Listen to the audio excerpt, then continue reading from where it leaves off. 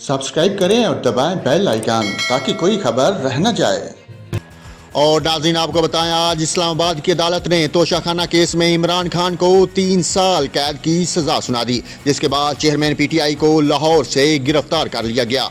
इस्लामाबाद की district and session अदालत ने चेयरमैन तरीके इंसाफ इमरान खान को 3 साल कैद की सजा सुना दी और 1 लाख रुपए जुर्माना भी ऐड कर दिया।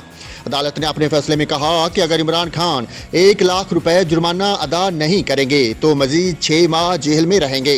गिरफ्तारी के बाद पाकिस्तान तरीके इंसाफ पीटीआई के चेयरमैन इमरान खान को अटक जेल मुंतकिल कर दिया गया। डिस्ट्रिक्ट पुलिस ऑफिसर अटक के मुताबिक चेयरमैन पीटीआई को बरास्ता मोटरवे अटक पहुंचाया गया। उन्होंने बताया कि अटक जेल के दाखिली और खारजी रास्तों पर सिक्योरिटी मौजूद है। पुलिस राय के मुताबिक इमरान खान को 6:50 पर अटक जेल मुंतकिल किया गया और जेल मैनुअल के मुताबिक इनका मेडिकल किया गया। वाज़ेह है कि इससे कबल इमरान खान की अडियाला जेल मुंतकिली के इंतजामात किए गए थे।